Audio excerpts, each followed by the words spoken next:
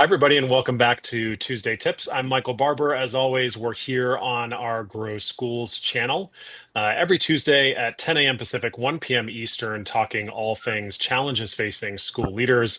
And I'm really happy to welcome a new face to our conversation for Tuesday Tips. That's Kim Lavallee that you're seeing on your right-hand side and who's waving at you right now. Kim is a founding member of the New Hampshire Charter School Foundation and a board member of several schools in that state, as well as just found out this week that her fifth school has been approved to open. So super excited to welcome her into the conversation. We actually had her on our most recent webinar talking about the three challenges that face school growth or that contribute to school growth. So Kim, we're really happy to have you on today. How you doing? I'm doing great, and I'm happy to be here talking about charter schools. Yeah, we appreciate such an informed perspective. Let's hop right into the questions today. We want to talk about just challenges and your perspectives, being a board member and someone who's helped steer schools to, their opening. And I want to talk first on enrollment challenges and some perspectives you have as a board member. So, as that board member, what enrollment challenges are you seeing out there? And can you share any strategies or tactics that your school leaders are utilizing to strengthen enrollment or retention? Sure. So I will say, too, that I ran admissions for two different schools, learned a lot by doing it. I would say the first piece that's so critical is your messaging, understanding your mission, your vision, knowing what your charter requires of you, and then boiling that down into bullet points. So you have a cohesive message that you can share with everybody. Your whole team can be involved in that. I would say that's one of the big pieces that's important for a successful enrollment campaign. I see some schools that don't completely understand who they are sometimes. It makes it challenging. Everybody needs to be on the same page, speaking the same language when you're talking to families.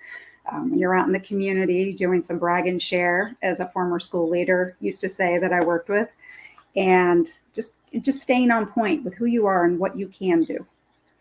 Yeah, I love that idea of a brag and share and that sort of elevator pitch that schools have got to craft. Yes. A lot of the times when our enrollment team talks to school leaders and helps them with their enrollment campaigns, it's about connecting that mission, that vision, that brand statement to stories that show that mission vision. So you're constantly creating that circle around the same story. It's such an important point. Yes, you need to be able to speak about it. And then it's the whole marketing campaign, knowing your demographics. Sometimes there's a bit of a miss there. Understanding your target audience. Who is your school going to appeal to? Everybody can apply, everybody can attend, but you really want to have that outreach in your area and surrounding areas too, that resonates with people. Yeah, such a good point. I want to turn our conversation a little bit to funding challenges and funding constraints. Another topic that I'm sure as a board member you face every single day is figuring out, based on the constrained resources, how do you support student success and teacher retention? So as a board member, as you're thinking about, funding constraints, especially as we think of like a post-ESSERS environment, how have you ensured that resources are used efficiently to support that student success or teacher retention? Right. So first of all, I hope ESSER funds were used for one-time purchases, not part of an ongoing budget line item. I think it's important to be very transparent about your financials. Share them.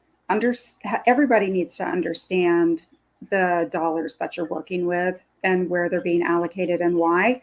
As far as teacher retention, something that I've started listening to a little bit more as a board member isn't necessarily what we think they want, but what do they want? So you have limited funds, and I've been surprised by some of the feedback that I hear from different schools.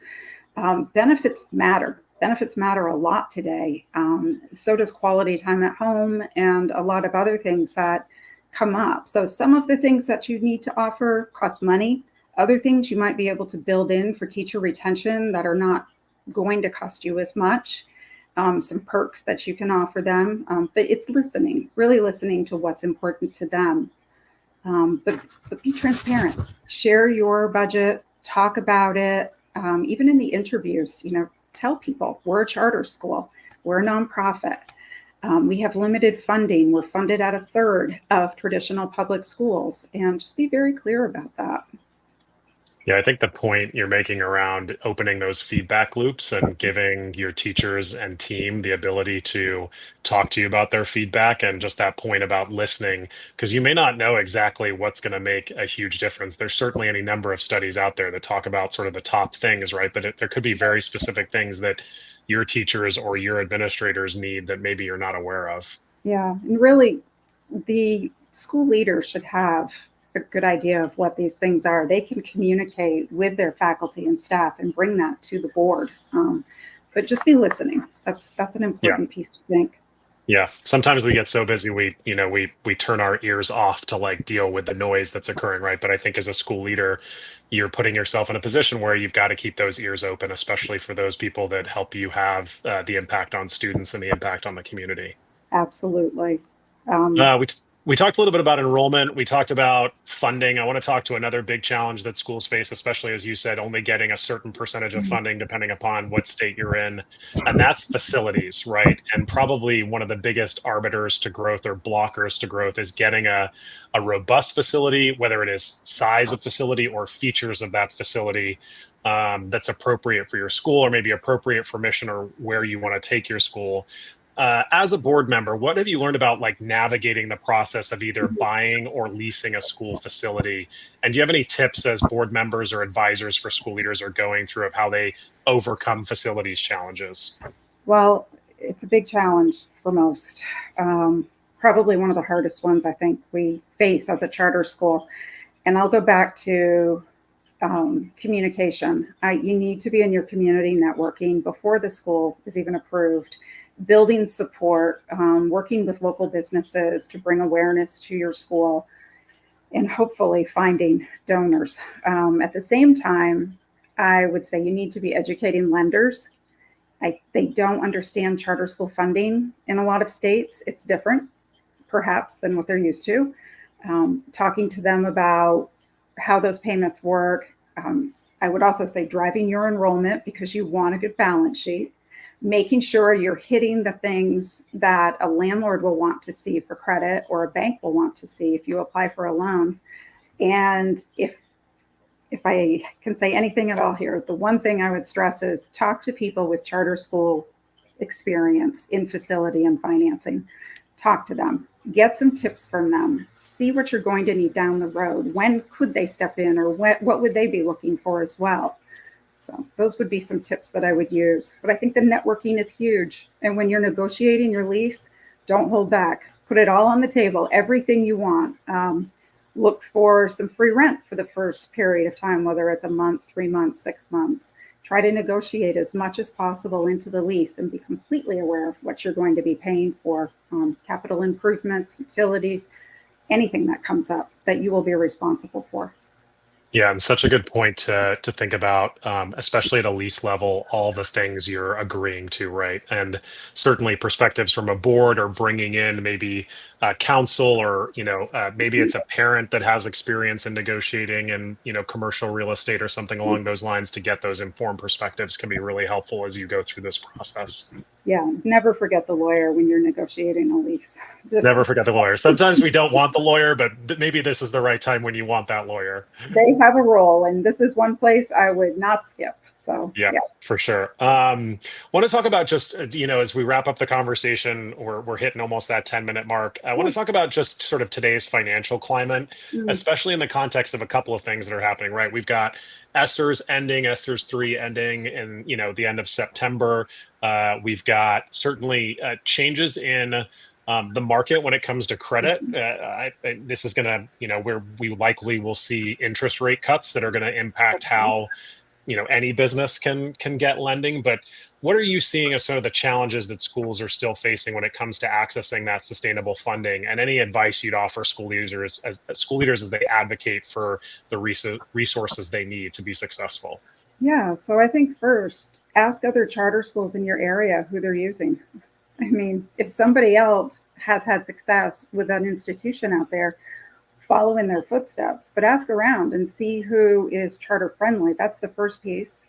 Um, Interest rates have made it challenging. It's a new commercial market in some areas now, too. Um, I, you need to be careful. And I'll go back to the other piece I just said. Talk to people who have experience with charter schools, understand charter funding. Um, I'll throw a plug in for Grow Schools. They do this every day. And someone like Grow Schools can definitely walk you through the steps. Um, it's important to network as well and meet as many different people in this industry and explain who you are, what your charter school is, and educate them on it. It helps to open the market over time. It's slow, but it does help.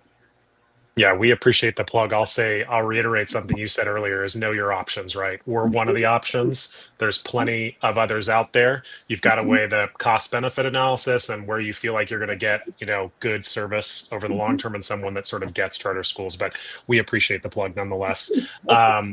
Well, Kim, as mentioned, we try and keep these conversations right around the 10-minute mark, and we're right around the 11-minute mark. So we're going to wrap it up and say a big Okay. thank you for your perspective as a board member.